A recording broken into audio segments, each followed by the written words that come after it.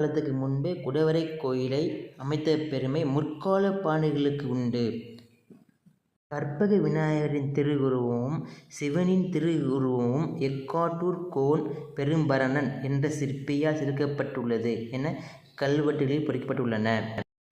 இக்கோயில் மகேந்திரவர்ம பல்லவர் காலத்திற்கு முன்பே 2 அல்லது 5 நூற்றாண்டுகள் பழமை வாய்ந்ததாக இருக்கலாம் என்று கூறப்படுகிறது. இக்கோயிலுக்கு எருக்காட்டூர், மருதங்குடி, ராசநாராயணபுரம், தென்மருதூர், கணேசபுரம், கணேசமாநகரம், பிள்ளைநகர் என முற்கால பெயர்கள் இக்கோயிலுக்கு உண்டு. முற்காலத்தில் கற்பக விநாயகருக்கு தேசி விநாயகர் என்ற பெயருக்கு ஒளிமிக்க அழகுள்ள விநாயகர் என்று பொருள்.